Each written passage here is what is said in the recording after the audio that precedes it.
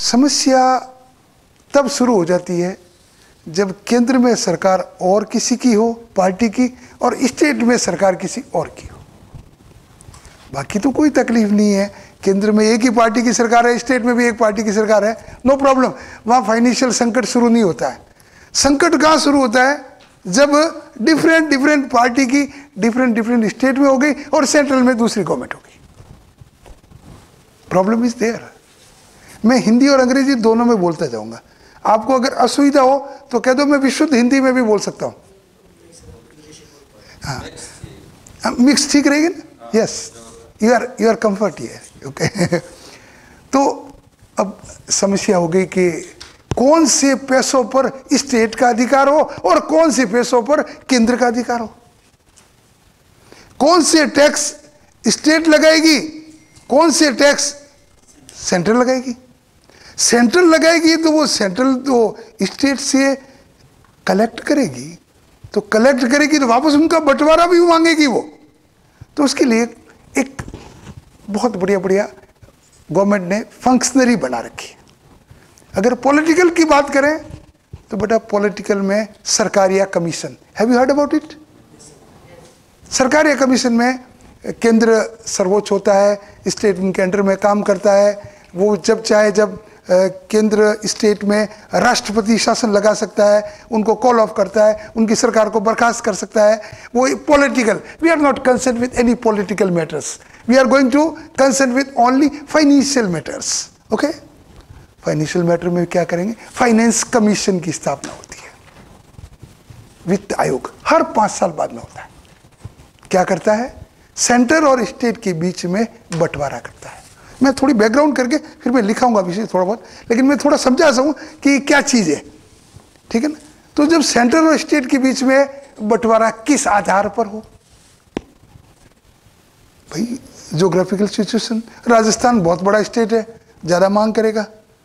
हरियाणा छोटा सा स्टेट है, राज्य है, उसकी कम मांग होगी। कोई पॉवर्टी में है, बिहार है बेचारा, गरीबी की समस्या में भोग रहा है, तो उसको पैकेज कुछ ज़्यादा मिलेगा। तो उसका आधार क्या हो? What is the basis? तो गवर्नमेंट ने इसके लिए सिस्टम बना रखा है, उसको कहते हैं संघीय वित्तीय व्यवस्था, union finance situation, union finance arrangements. क्या करती है सरकार अरेंजमेंट?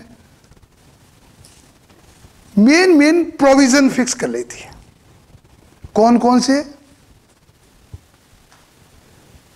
उनको अगर वित्तीय सहायता देनी है, वित्तीय लोन देना है, या उनको अपने करों में हिस्सा देना है। 3 मेजर कार्य है।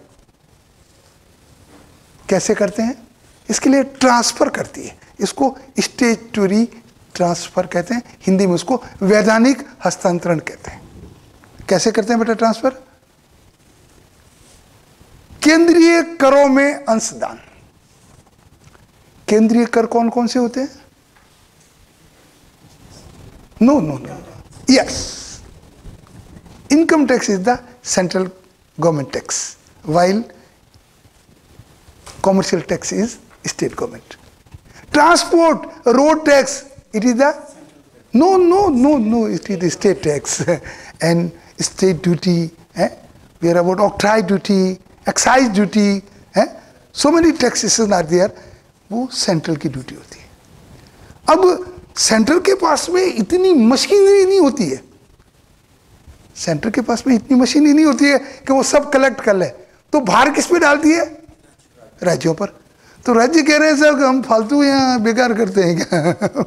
जब हम आपका रेवेन्यू कलेक्ट करके दे रहे हैं तो कुछ हमारा भी हिस्सा होना चाहिए ना। तो सबसे पहले प्रोविजन बनते हैं, वो होते हैं स्टेटूटरी ट्रांसफर्स, सेकंड होते हैं प्लान ट्रांसफर्स।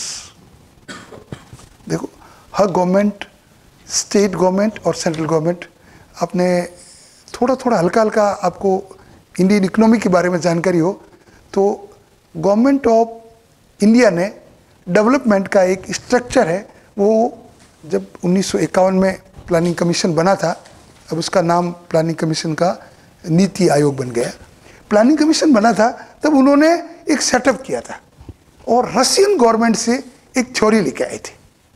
1951 की बात कर रहा हूँ मैं। थ्योरी लेके आए थे, और वो थ्योरी थी 5 ईयर प्लान, 5 वर्षीय योजनाएं। थोड़ा थोड़ा हल्का हल्का नॉलेज होगा। 5 वर्षीय योजनाएं क्या होती है?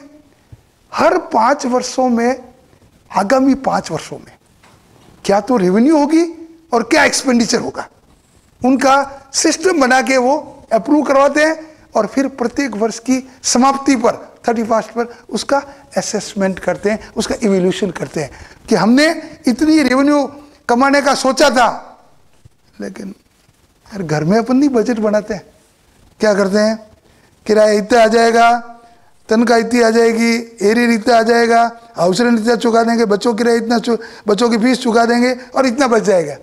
ठीक है, जब 31 मार्च को अपन लेखा जोखा करते हैं, यार ये तो बचा ही नहीं, तो क्या हुआ है? कपड़े ज्यादा खरीद लिए, दिवाली का त्योहार आ गया, मेहमान आ गए, अरे भाई अपना बजट, अपना घर का बजट बिगड़ जाता है। तो वो तो स्टेट का और सेंट्रल गवर्नमेंट का बजट है, उसमें तो बहुत सारे प्लान होते हैं।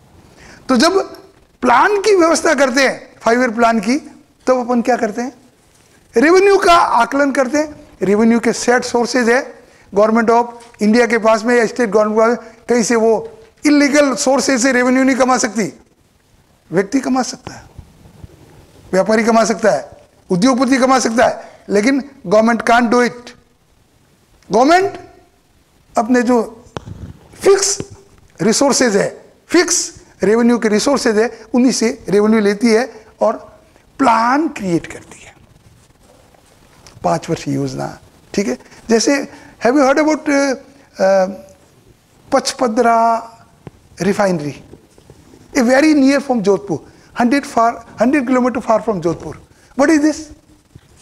It is A plan of the central government कि हमारे यहां पर बाड़मेर जिले में ऑयल निकलता है, मंगला रिफाइनरी का बारे में सुना होगा, और 2-3 रिफाइनरी बारे में, वो ऑयल निकलता है, और वो रिफाइन होने के लिए हमको गुजरात रिफाइनरी भेजना पड़ता है, वहां से वापस होकर के फिर आता है और फिर रीसेल होता है। तो बोले सेंट्रल गवर्नमेंट ने सोचा स्टेट गवर्नमेंट को कि एक प्लान बना के दीजिए कि आपका प्राकृतिक संपदा और आप ही रिफाइनरी हो जाएगी, तो यू विल अर्न, अदरवाइज आप पैरासाइट हो जाओगे। आज से 20-25 साल पहले we are suffering very financial shortcomings, financial weakness, financial shortage. बेटा तुम लोगों ने 20 साल पहले हल्का हल्का सुना होगा, आप तो थोड़ा मुझे यंग दिख रहे हो, कुछ एजेड दिख रहे हैं, तो तनख्वाह मिलने में प्रॉब्लम होती थी गवर्नमेंट के कर्मचारियों को।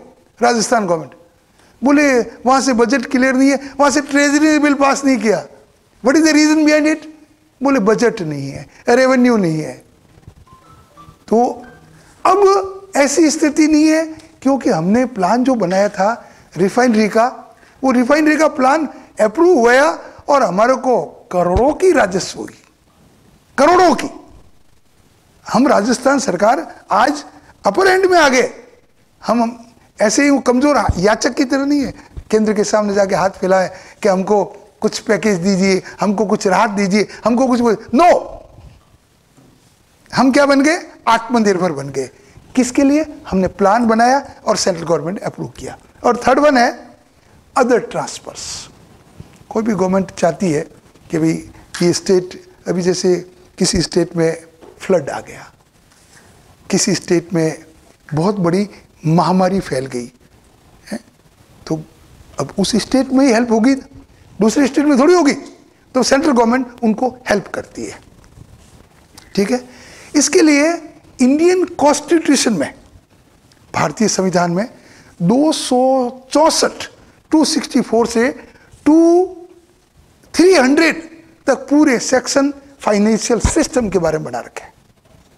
भारतीय संविधान की धारा 264 से 300 तक सारे प्रोविजन।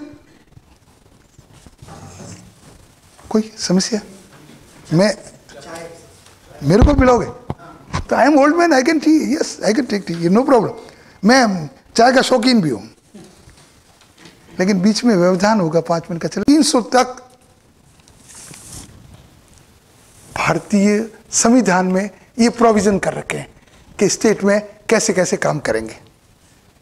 टोटल 5 तरह के काम करते हैं। Now you can write down. No please take a tea first, take a tea. पहले अपनी चाय पी लीजिए, तब तक मैं भी। Distribution channel,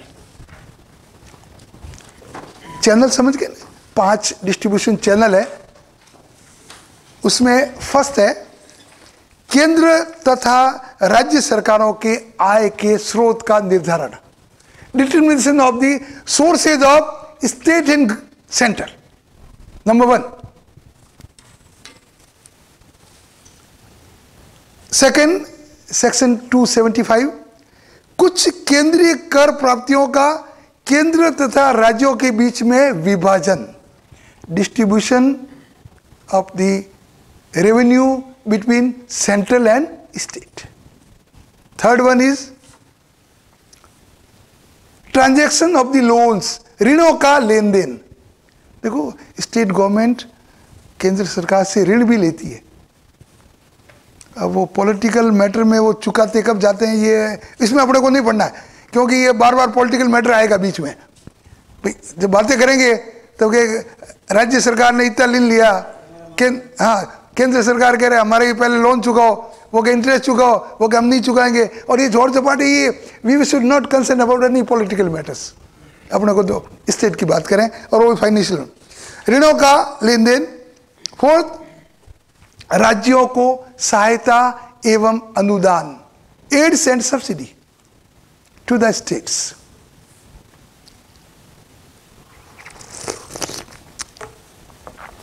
and fifth one is the वित्तीय आपातकाल लागू करने का अधिकार, फाइनेंशियल इमरजेंसी। बेटा थोड़ा सा आपको हल्का सा याद आ रहा है 2017 का पीरियड, हल्का हल्का याद आ रहा है ना? क्या हुआ था 8 नवंबर को? यस, क्या हो गया एकदम? We are facing very hardness about the currency. अरे क्या क्या दुख देगा, व्याख्या करोगे तो बहुत टाइम लगेगा। हम लोगों ने वो काल, आप यू आर वो उसके कहते हैं विटनेस हो आप उस पूरी समस्या के। क्या हुआ बेटा कि गवर्नमेंट ने एकदम बिना किसी पूर्व सूचना के, बिना किसी तैयारी के नोटबंदी कर दी, और 1000 के नोट आउट ऑफ प्रचलन से बाहर कर दिए, 1000 के और 500 के नोट। ठीक है, अब हालांकि टाइमिंग दिया था कि इतने टाइमिंग तक आप बीच में करो, 2 महीने 3 महीने टाइम दिया, लेकिन उसके बावजूद भी हम लोगों ने वो फाइनेंशियल इमरजेंसी देखी है। क्या कहा कि आपके खाते में पैसे हैं, आपके खाते में 50,000 रुपए, लेकिन यू कांट विड्रॉ, ये फाइनेंशियल इमरजेंसी है। प्रेशर डाल दिया गवर्नमेंट ने, बोले आप 50,000 निकालोगे तो बाकी वाले नहीं निकाल पाए, क्योंकि हमने नोट छापे ही नहीं है पर्याप्त मात्रा में। गलती सरकार की थी, पब्लिक ने सफर किया। फाइनेंशियल इमरजेंसी, उनके पास पावर है सर, मैं उसी की बात कर रहा हूं। उनके पास पावर है कि वो नोट छापने का अधिकार केवल केंद्र सरकार को है। अब आप लोग सोचते होंगे इंजीनियरिंग साइड के लोग कि सरकार की जब मर्जी हो तो नोट छाप देती है। सरकार के घर की बात है क्या है? नासिक में लगा हुआ प्रेस, कभी आपने सुना है ना, महाराष्ट्र में है, नासिक में प्रेस लगा हुआ रिजर्व बैंक का। जब सरकार की कमी हुई नोट छाप दो, can it possible? No. Note छापने के पीछे आपको foreign currency, Indian securities, foreign securities and gold. देखो, आपने कभी नोट के ऊपर एक इबादत लिखी हुई देखी होगी कि मैं धारक को 500 रुपए अदा करने का वचन देता हूं, गवर्नर साइन कर रहा है। इसका मतलब कभी आप लोगों ने सोचा ये क्या है? अरे हमारी भी ये टेक्निकल साइड है भाई, हैं? आपके समझ हम ही कर सकते हैं क्या? हैं? टावर खड़ा कर सकते हैं, इंटरनेट सुविधा हम भी दे सकते हैं, ये हमारी भी टेक्निकल चीज है। कभी आपने नहीं सोचा होगा। इसका मतलब आरबीआई गवर्नर आपको प्रॉमिस कर रहा है। क्या कर रहा है कि अगर आप नोट लेके चले गए बाजार में और ये नोट किसी ने लेने से इनकार कर दिया तो इसके बराबर मैं सोना आपको दूंगा। व्हाट ए गारंटी है, which is given by the governor of the RBI. RBI के गवर्नर ने आपको गारंटी दे दी कि 500 का नोट अगर आपको नहीं चले, कोई लेने से मना करे, you can come to the RBI आपको जितने 500 रुपये के मूल्य के बदले में जितनी छुट्टी मुद्रा चाहिए या गोल्ड चाहिए। अब गोल्ड बोले इतना सी गावे है फीणी के बराबर, फीणी समझते हो, नोजबिन, बोले 500 रुपये में जितना आएगा उतना वो देने की गारंटी दे रहा है। दिस इज द सिक्योरिटी, ये भारत के पास में है। तो क्या लिखा कि आरबीआई के पास में वित्तीय इमरजेंसी लागू करने का भी अधिकार है, लेकिन गारंटी देने का भी अधिकार है। इससे क्या होता है, अपनी करेंसी मजबूत होती है। आपने 2-3 देश के नाम सुनोगे, छोटे छोटे देश के, इंडोनेशिया है कभी, उसमें है बड़ा, वो छोटे छोटे देश है, एक दक्षिण अफ्रीकी राष्ट्र है, हाँ, उसमें स्थिति ये हो गई कि नोट ले लेके घूम रहे हैं, ये कोई वैल्यू नहीं उसकी, it is just paper. Yes, Zimbabwe. ये क्या हो गया, क्योंकि उन्होंने फाइनेंशियल मिसमैनेजमेंट किया। अपने लोग बड़े अच्छे लोग हैं, we are thankful to our Indian government, we are thankful to our Indian people, we are thankful to our RBI governor, जो पॉलिसी मेकर है। अपन कई बार उनको गाड़े बोलते रहते हैं, कुछ करते नहीं, जैसे ऐसे ऐसे नहीं, बहुत है, इतना चिंतन करती है निर्मला सीतारमन, इतना बजट देती है, आलोचना है वो उनकी सरकार जो करनी है विरोधी वाले करते रहेंगे, अपन तो उसकी सेफ गार्ड देख रहे हैं कि आज भारतीय रुपए की स्थिति मजबूत है, हम सेफ हैं, हम साउंड हैं। तो बेटा 5 चीजें मैंने डिस्कस की, केंद्र राज्य का आय का स्रोत, केंद्र की कर प्राप्तियों का केंद्र और राज्य के बीच में विभाजन डिस्ट्रीब्यूशन, ऋणों का लेन देन, राज्यों को सहायता अनुदान और वित्तीय आपातकाल लागू करने का अधिकार। ओके, अब now I am talking about the what are the sources of the central government.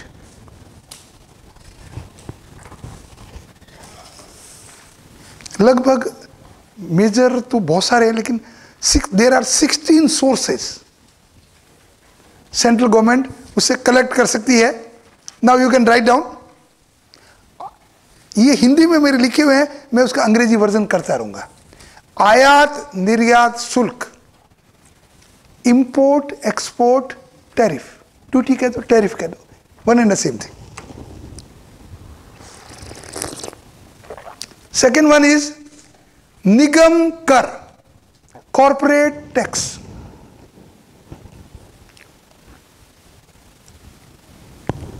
Third one is state duty एवं सक्सेशन हेयर टैक्स, उसको हिंदी में लिख दो उत्तराधिकार कर। थोड़ा सा जानकारी है उत्तराधिकार कर क्या होता है बेटा? जैसा है कि एक व्यक्ति था, उसने अपनी संपत्ति अर्न की, ठीक है, और उसके कोई सन नहीं हुआ, तो वो संपत्ति क्या करे, उनका सन वारिस है नहीं, तो वो उत्तराधिकार किसी को नियुक्त किया, मेरे भतीजे को, कि भाई मेरा भतीजा मेरी संपत्ति का वारिस होगा, तो उसको उत्तराधिकारी कहते हैं, लीगल हेयर। उसको जो ट्रांसफर करते हैं तो सरकार उस पर टैक्स लगाती है। अपने बच्चों को दो, कोई तकलीफ नहीं है, तुमने ये थोड़ा बहुत ये सिस्टम पैसे कमाए हैं और अब उसको दूसरे को दे रहे हैं, तो फिर सरकार भी टैक्स मांगती है। ओके, इसमें एग्रीकल्चर संपत्ति को छोड़कर सरकार एग्रीकल्चर संपत्ति होती है, एग्रीकल्चर लैंड होती है, उसके ऊपर किसी तरह का टैक्स नहीं लगाती। क्यों नहीं लगाती है? भाई घर का राज थोड़ी है सरकार है, उसको जवाब देना पड़ता है संसद में।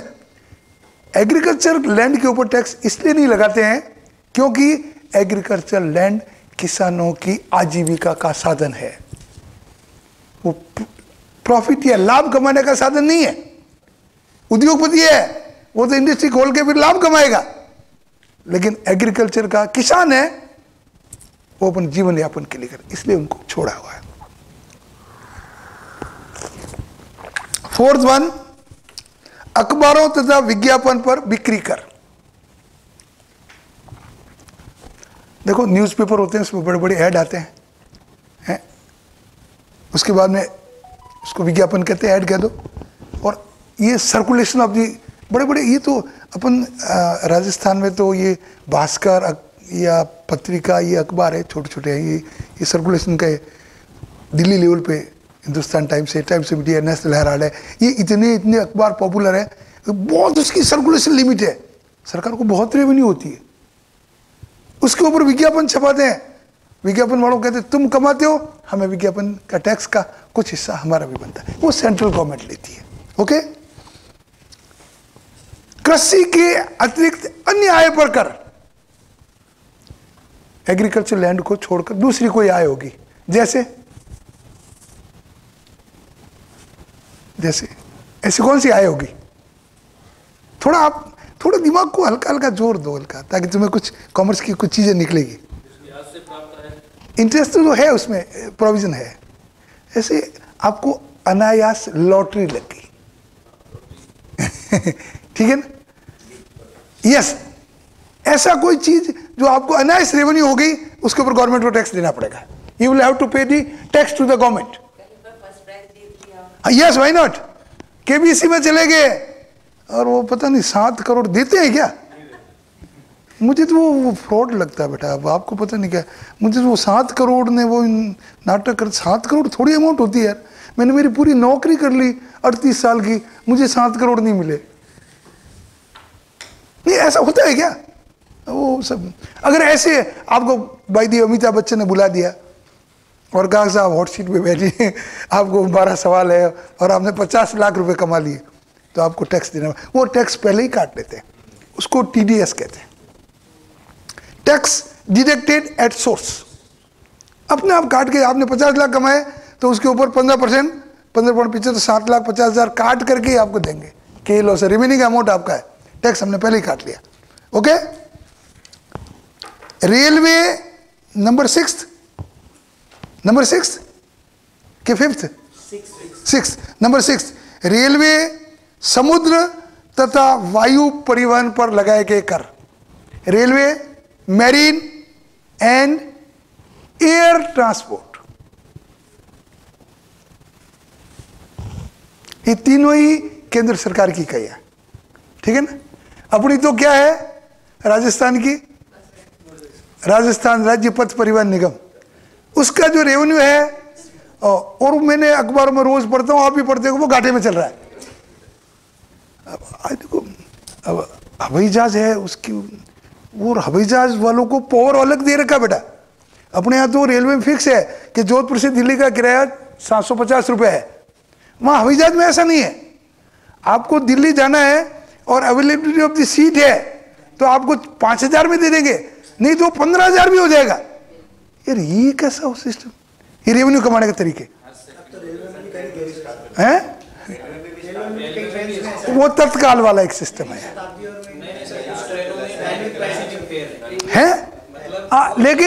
लेकिन वो तो भी फिक्स है। रेलवे में गरीब लोगों के लिए राहत है, आम लोगों के लिए, हम लोगों के लिए, हाँ, लेकिन रेलवे वालों को तो पूरी अनुमति दे, उसको एयर वालों को तो पूरी अनुमति दे रखी, खुली छूट दे रखी है। कोरोना के बाद लगभग डबल है, और फ्लाइट सारी फिर भी फुल जाती है, पता नहीं क्या, और केंद्र सरकार को रेवेन्यू होती रहती है। मैरीन में तो आप लोग कोई सफर करते भी नहीं होंगे, अपने तो ये रेलवे, मैरीन एंड एयर, इनकी जो भी टैक्सेस से रेवेन्यू होगी, टिकट काटा उसके ऊपर टैक्स लगा, टैक्स की रेवेन्यू सेंट्रल गवर्नमेंट को है। नेक्स्ट, चलन मुद्रा एवं विदेशी विनिमय, करेंसी एंड फॉरेन एक्सचेंज।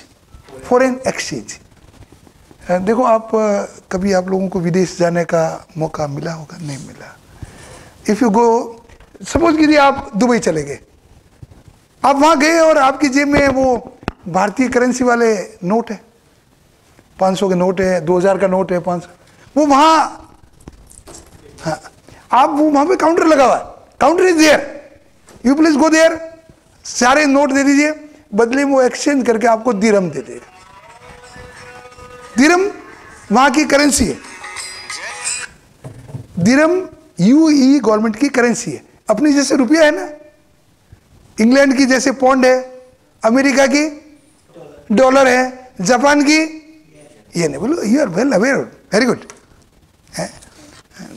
आप कॉमर्स के लग रहे हो, ठीक है ना पता नहीं कैसे मुझे लग रहा है, अभी मैं तो अभी 20 मिनट से बात कर रहा हूँ तो भी मुझे लग गया। तो वो विदेशी विनिमय से चेंज करवाते हैं ना, तब गवर्नमेंट को जो आय होती है इंडियन गवर्नमेंट को, वो इंडियन गवर्नमेंट की आय वो केंद्र सरकार की आय। केंद्र सरकार के आंतरिक एवं बाह्य ऋणों से आय सेंट्रल गवर्नमेंट ने लोन दे रखा है, ठीक है, इंटरनल दे रखा है चाहे आउट में दे रखा है, और उससे अगर इंटरेस्ट मिल गया, रीपेमेंट मिल गया, जो भी मिला है वो सेंट्रल गवर्नमेंट की आय मानी जाएगी। And next 9th, post office बचत बैंक। अब उस जमाने में तो ये पोस्ट ऑफिस, जब ये हमारी फेडरल सिस्टम बना था ना, तब पोस्ट ऑफिस का वजूद था। अब आज ये BSNL और पोस्ट ऑफिस ये दोनों ही डिसअपीयरिंग एलिमेंट हो गए। हाँ हाँ, वो बिल्कुल पूरा है। मतलब आप, मैं थोड़ी सी हल्की सी 25-30 साल पहले ले जाता हूँ, जब STD सुविधा भी नहीं थी, तब यस ऐसे यस डायल करना पड़ता, 1-1 घंटे वेट करना पड़ता। देखो आप इंपॉर्टेंस देखिए आप। And thanks god to mister Sam Pitroda, एक इंडियन टेक्नोलॉजी का मस्ट पीस आदमी था, उसने ये सब चीज़ें को डेवलप किया, और डेवलप किया तो ये मेरा भारतीय डाकतार विभाग डूब गया, कंप्लीट डूब गया। कोई भी उसके पास जाने के लिए तैयार। अब वो कह रहे पोस्ट ऑफिस बचत बैंक, पोस्ट ऑफिस में कोई जा ही नहीं रहा, बचत बैंक होगी कहां से? ये तो उस जमाने की बनी हुई पॉइंट है, ये आज अप्रासंगिक है, आपके पास में है नहीं है। पोस्ट ऑफिस में जाओ, आप कोई नहीं जाएगा। मेरे ख्याल से BSNL का लैंडलाइन का कनेक्शन नहीं होगा किसी घर में, और है तो कटवा दिया होगा। क्या करें बेटे, मतलब अपने को स्टेप, देखो जमाने के साथ चलना पड़ेगा। मेरे को मोबाइल चलाना नहीं आता था, मेरे को एक वो ट्रैफिक इंस्पेक्टर मेरी गाड़ी को रोक दिया और बोले कि साहब आप वो अपना ओरिजिनल दीजिए। मैंने कहा यार फोटो कॉपी है, तो बोले हैव यू डिजिटल लॉकर। अब मेरे लिए तो नई चीज़ थी, आप लोगों के लिए हो सकता है कोई लोग जानते हो। बोले उस मोबाइल में एक डिजिटल लॉकर ऐप डाउनलोड कीजिए, उसमें सारे आपके ओरिजिनल डॉक्यूमेंट सेव करके रख दीजिए, और वो पुलिस में, यातायात विभाग में प्रमाणीकरण माना जाता है। टेक्नोलॉजी तो अच्छी बात है कि भारतीय डाकतार विभाग बंद हो गया तो मोबाइल आ गया, मोबाइल में ये चीजें आ गई, बहुत अच्छी। मैं मेरे घर बैठे बैठे बैंकिंग ट्रांजैक्शन कर सकता हूं। मैंने SBI का योनो ऐप डाउनलोड कर रखा है, मैंने बैंक ऑफ बड़ौदा का BOB 1001 डाउनलोड कर रखा है। मुझे पेमेंट करना, मैं इमीडिएटली पेमेंट कर लेता हूं। मैंने टेक्नोलॉजी मेरे सन से सीखी। मैं नहीं, वो my son is M.Tech in cyber security and he is working in Norway, Oslo, capital of the Norway. तो वो जब भी आता है वो मुझे सिखाता रहता है, और वो जब मुझे सिखाता है ना तो उसकी मम्मी को बहुत खुशी होती है कि now you are teaching to your पापा। पता नहीं क्या है अच्छी बात है ना, है? मतलब वो कहे कि आपके पापा हमेशा लोगों को पढ़ाते थे, सिखाते थे 38 साल के, now you are teaching to your papa, it is a matter of pleasure for me. Okay, तो पोस्ट ऑफिस को मैं मानता ही नहीं हूं कि रेवेन्यू का साधन है। क्या है सर, लेकिन आजकल तो है। पोस्ट ऑफिस बैंक आने के बाद में ये थोड़ा थोड़ा उसमें हल्के हल्के प्राण फूके। बाकी मुझे तो ये बचत बैंक वगैरह सब, पहले ये एजेंट होते थे, घर घर आपसे कलेक्ट करते थे पैसे और पोस्ट ऑफिस बचत बैंक में जमा करते। रेट ऑफ इंटरेस्ट बैंक की तुलना में पोस्ट ऑफिस में हायर होता था ताकि रेवेन्यू बढ़ जाए। ठीक, सर एक बेनिफिट है अभी यस, गवर्नमेंट ऑफ इंडिया की गारंटी है, उसमें आप इसमें तो 5 लाख तक की गारंटी है, उसमें आप 1 करोड़ रुपया भी करेक्ट। आपकी FDR कराई आपने बैंक में, तो बैंक अगर डूब गई तो 5 लाख तक ही देगी आपको। आपने 50 लाख कराए तो 45 लाख गए, लेकिन यहाँ पर पूरी गवर्नमेंट है। सर सही कह रही। Your good name please? Prashant Joshi. Prashant Joshi, you are from Bikaner. Chhotu Motu Joshi. वो एक्चुअली क्या, मैं बीकानेर गया था तो बच्चों ने कहा कि वहाँ पे एक छोटू मोटू जोशी है, वहाँ से मिठाई लेके आना। तो मैंने वो सर्च आउट की दुकान, मुझे अच्छी लगी, भीड़ भी लगी हुई थी। ओके, नेक्स्ट, व्यापारिक दस्तावेजों पर लगने वाली स्टाम्प ड्यूटी। स्टाम्प ड्यूटी समझ गए? स्टाम्प आते हैं 500 के, 1000 के, वो 1000 के वो होते नहीं है, वो 2 रुपए का है, उसके ऊपर वो भारत सरकार लिखा रखा है और वो मोटे मोटे गोल गोल कर दिया और 500 रुपए का स्टाम्प पेपर, और वो स्टाम्प पेपर नहीं 1.5 रुपए का है वो उसकी लेकिन भारत सरकार ने उसको ऑथराइज कर रखा है। वो सारी रेवेन्यू है वो गवर्नमेंट ऑफ इंडिया की, भारत सरकार की है।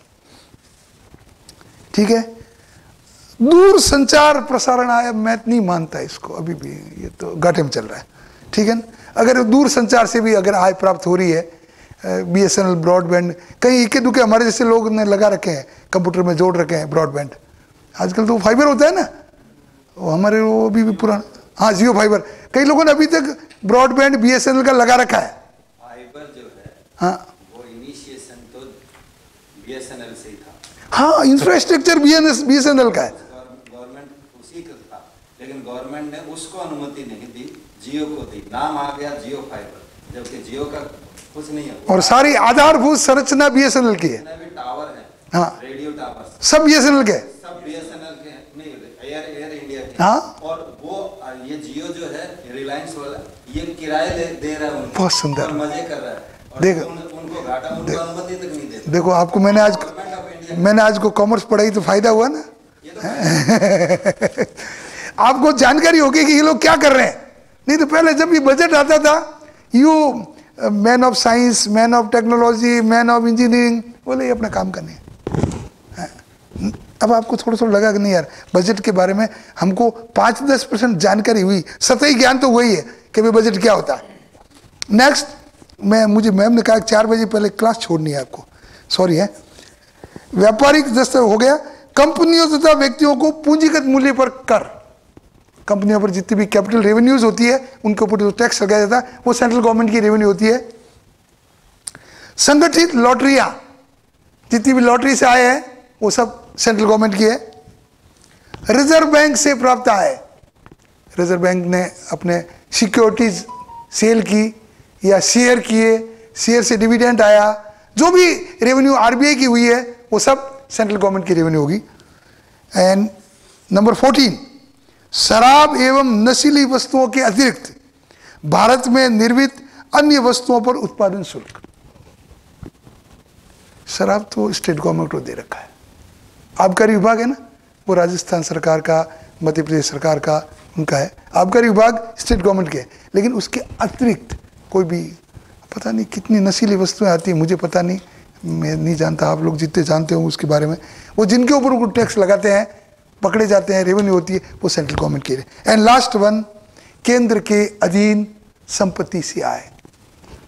देखो केंद्र की, सेंट्रल गवर्नमेंट की संपत्तियां होती है, सेंट्रल गवर्नमेंट के बिजनेस। देखो आपने कभी केंद्र सरकार के उपक्रम के बारे में सोचा है कि ये सेंट्रल गवर्नमेंट का यूनिट है? यस, हाँ, उसका नाम बताओ ना। BHEL, Bharat heavy electrical limited, it is A government of India unit.